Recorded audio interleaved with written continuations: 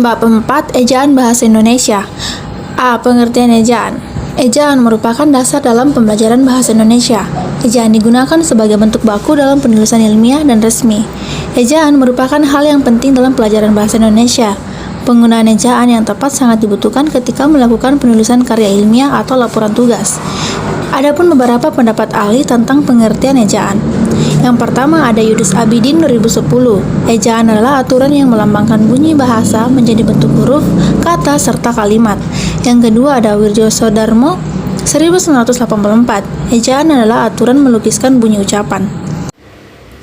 Ejaan dalam bahasa Indonesia memiliki pedoman pokok yang mendasari, yakni disebut dengan ejaan yang disempurnakan atau yang lebih dikenal dengan EYD.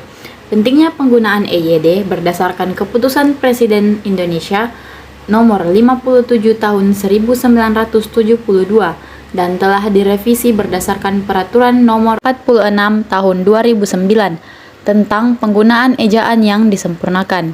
Hal ini menandakan bahwa pemerintah memandang serius persoalan penggunaan EYD. Kemampuan menerapkan EYD merupakan syarat utama dalam berbahasa tulis. Namun pada kenyataannya, saat ini banyak siswa melakukan kesalahan dalam penulisan ejaan. Siswa yang kurang paham bagaimana penggunaan ejaan yang baik dan benar. Kesalahan penggunaan huruf kapital, tanda baca banyak dilakukan oleh siswa. Penggunaan kalimat seringkali juga masih kurang tepat. Ejaan yang disempurnakan adalah ejaan dalam penulisan kata-kata atau kalimat dalam bahasa Indonesia yang termuat dalam Surat Keputusan Presiden nomor 57 tanggal 16 Agustus 1972. Ejaan yang disempurnakan atau lebih sering disingkat dengan EYD adalah aturan dasar ejaan dalam bahasa Indonesia yang hingga sampai saat ini masih digunakan. Sebelum menggunakan EYD, bangsa Indonesia sempat menggunakan yang namanya ejaan Suwandi. B. Fungsi ejaan. 1. Fungsi secara umum. Fungsi utama ejaan adalah untuk menunjang pembakuan tata bahasa Indonesia, baik kaitannya dengan kosakata maupun dengan peristilahan. Yang kedua, menurut Siti Maimunah dalam buku Bahasa Indonesia untuk perguruan tinggi 2019, berikut adalah fungsi ejaan diantaranya. Yang pertama, sebagai pembakuan dalam membuat tata bahasa agar semakin baku. Yang kedua, membuat pilihan kosakata dan istilah menjadi lebih baku. Yang ketiga, penyaring unsur bahasa asing ke bahasa Indonesia, sehingga penulisannya tidak menghilangkan makna aslinya. C. Aspek-aspek ejaan. Yang pertama, pemakaian huruf atau penggunaan huruf. Penggunaan huruf pada kata berkaitan dengan fonologi atau ilmu yang mempelajari tentang bunyi. Dalam bahasa Indonesia, jumlah abjad yang diketahui terdapat 26 huruf yang terdiri dari 5 huruf vokal dan 21 huruf konsonan. Pada bagian ini akan dijelaskan berbagai jenis huruf berdasarkan pola bunyi dan penggunaannya. Yang pertama, huruf kapital. Abjad yang digunakan dalam ejaan bahasa Indonesia terdiri atas huruf A, B, C, D, E, F, G, H, I, J, K, L, M, N, O, P, Q, R, S, T, U, V, W, X, Y, Z. Yang kedua, huruf vokal. Huruf yang melambangkan vokal dalam bahasa Indonesia terdiri atas huruf A, I, U, E, O. Yang ketiga, huruf konsonan. Huruf yang melambangkan konsonan dalam bahasa Indonesia terdiri atas huruf B, C, D, F, G, H, J, K, L, M, N, P, Q, R, S, T, V, W, X, Y, dan Z. Selanjutnya yaitu huruf diftong. Di dalam bahasa Indonesia terdapat diftong yang dilambangkan dengan AI, AU, dan OI.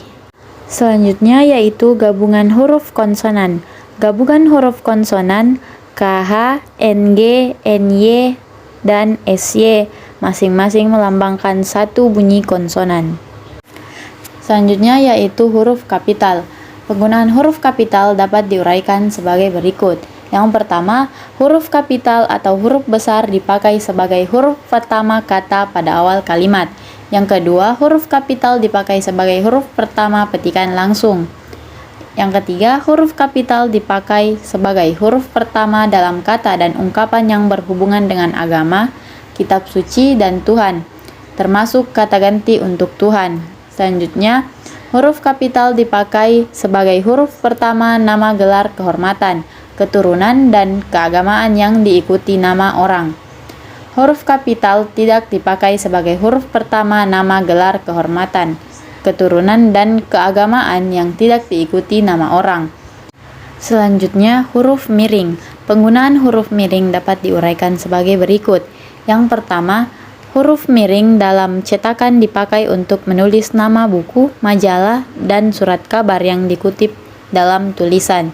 Yang kedua, huruf miring dalam cetakan dipakai untuk menegaskan atau mengkhususkan huruf, bagian kata, atau kelompok kata. Selanjutnya, huruf miring dalam cetakan dipakai untuk menulis kata atau ungkapan yang bukan bahasa Indonesia. Yang terakhir, ungkapan asing yang telah diserap ke dalam bahasa Indonesia, penulisannya diperlakukan sebagai kata Indonesia. Yang terakhir, huruf tebal. Penggunaan huruf tebal dapat diuraikan sebagai berikut. 1. Huruf tebal dalam cetakan dipakai untuk menuliskan judul buku, bab, bagian bab, daftar isi, daftar tabel, daftar lambang, daftar pustaka, indeks, dan lampiran. Yang kedua, huruf tebal tidak dipakai dalam cetakan untuk menegaskan atau mengkhususkan huruf, bagian kata, atau kelompok kata. Untuk keperluan itu digunakan huruf miring. Yang ketiga, huruf tebal dalam cetakan kamus dipakai untuk menuliskan tema dan subtema, serta untuk menuliskan lambang bilangan yang menyatakan polisemi. Yang kedua, penulisan kata. A. Kata dasar. Kata yang berupa kata dasar ditulis sebagai satu kesatuan. Bagian B. Kata turunan. Yang pertama, imbuhan, awalan, sisipan, akhiran, yang ditulis serangkai dengan kata dasarnya. Yang kedua, jika bentuk dasar berupa gabungan kata, awalan, atau akhiran ditulis serangkai dengan kata yang langsung mengikuti atau mendahuluinya. Yang ketiga, jika bentuk dasar yang berupa gabungan kata mendapat awalan dan akhiran sekaligus unsur gabungan kata, itu ditulis serangkai. Dan yang keempat, jika salah satu unsur gabungan kata hanya dipakai dalam kombinasi, gabungan kata itu ditulis dengan serangkai. Bagian C, bentuk ulang, ditulis secara lengkap dengan menggunakan tanda hubung. Bagian D, gabungan kata. Yang pertama, gabungan kata biasa disebut kata majemuk, termasuk istilah khusus, unsur-unsurnya ditulis terpisah. Yang kedua, gabungan kata termasuk istilah khusus yang mungkin menimbulkan kesalahan pengertian. Dapat ditulis dengan tanda hubung untuk menegaskan pertalian unsur yang bersangkutan. Yang ketiga, gabungan kata berikut ditulis serangkai. Bagian E, kata ganti ku, kau, mu, dan nya ditulis serangkai dengan kata yang mendahului atau mengikutinya.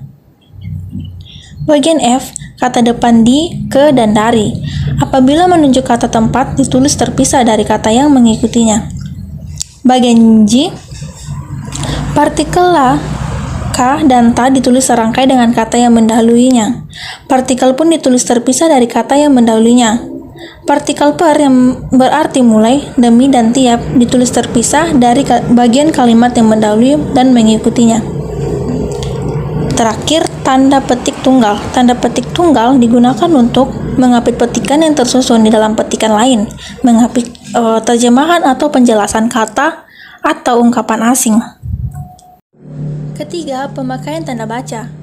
A. Tanda baca titik. Fungsi tanda titik yang paling umum dan paling banyak dipahami orang ialah sebagai penanda pada akhir kalimat. Bagian B, tanda baca koma. Tanda ini sangat sering digunakan pada tengah-tengah kalimat. Tanda koma biasanya dipakai dalam suatu perincian ataupun penyebutan bilangan.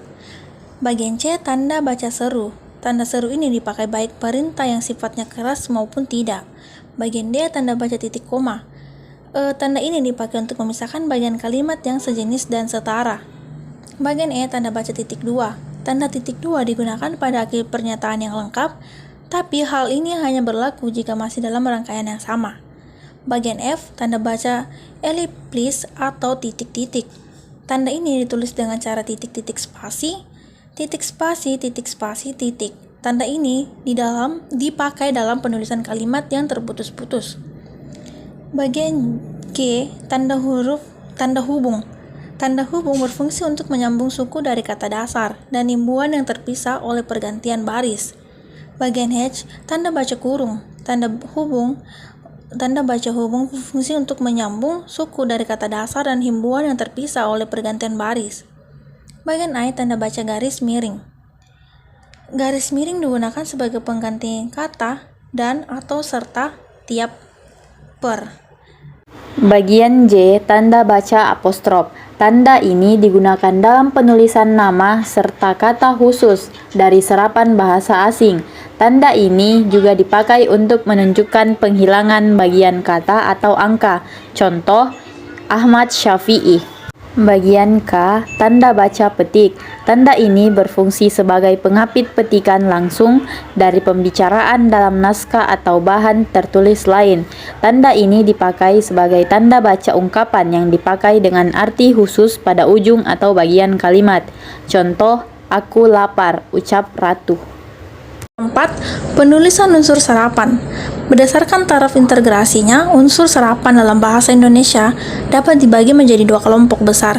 Yang pertama, unsur asing yang belum sepenuhnya terserap ke dalam bahasa Indonesia, seperti force, major, de facto, de jure, dan explanation de I home part, I home. Yang kedua, unsur asing yang penulisan dan pengucapannya disesuaikan dengan kaidah bahasa Indonesia.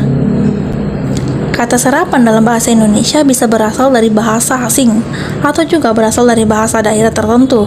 Di bawah ini adalah beberapa contoh asal kata serapan dari bahasa asing dan bahasa daerah. Penjelasannya adalah sebagai berikut. Yang pertama, bahasa Jawa. Di bawah ini adalah beberapa contoh kata serapan bahasa Indonesia yang berasal dari bahasa Jawa. Rampung sama dengan selesai sama dengan sudah jadi. Gampang sama dengan mudah sama dengan tidak berat atau tidak sukar. Gosong sama dengan hangus sama dengan terbakar sampai habis.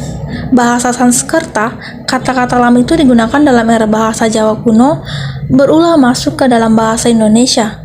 Contohnya, gembira sama dengan gembira sama dengan suka atau bahagia. Anugerah sama dengan anugerah sama dengan pemberian. Arta sama dengan uang sama dengan uang. Dan yang ketiga, bahasa Inggris. Contoh, access sama dengan akses sama dengan jalan masuk. Accommodation sama dengan akomodasi sama dengan sesuatu yang disediakan kebutuhan. Actor sama dengan aktor sama dengan pemeran cerita. Ballpoint sama dengan pulpen sama dengan pena yang diisi. Dan yang keempat, ada bahasa Belanda. Contoh, envelope sama dengan amplop sama dengan sampul surat. Horloge sama dengan arloji sama dengan jam kecil. Apotek sama dengan apotek sama dengan toko obat. Anuleran sama dengan anulir sama dengan anggap tidak sah. Internen sama dengan antri sama dengan antrean. Selanjutnya, bahasa Portugis. Contohnya, akta sama dengan akta sama dengan surat tanda bukti berisi pernyataan. Armada sama dengan armada sama dengan rombongan satu kesatuan. Banco sama dengan bangku sama dengan papan dan sebagainya. Batako sama dengan batako sama dengan terbuat adukan pasir dan semen. Bahasa Arab. Contoh, abad sama dengan 100 tahun. Alam sama dengan alam sama dengan dunia.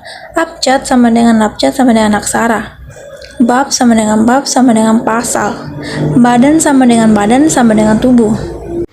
Aspek-aspek tersebut sangat penting dan perlu mendapat perhatian khusus dalam penggunaannya.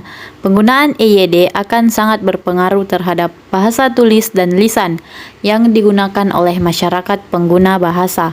Oleh karena itu, penggunaan ejaan harus memiliki aturan-aturan khusus yang dapat menunjang perkembangan bahasa Indonesia. Simpulan, ejaan sangat mempengaruhi perkembangan bangsa Indonesia.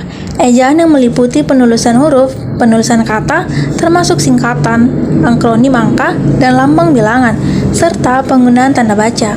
Selain itu juga tentang pelafalan dan peraturan dalam penyerapan unsur asing. Fungsi ejaan antara lain yang pertama sebagai landasan pembakuan kata bahasa, yang kedua sebagai landasan pembakuan kosakata dan peristilahan, dan yang ketiga sebagai alat penyaring masuknya unsur-unsur bahasa lain ke dalam bahasa Indonesia. Dengan adanya ejaan tersebut tentu membantu kita dalam bahasa penulisan agar penyampaian informasi dapat diterima dengan baik dan benar oleh para pembaca.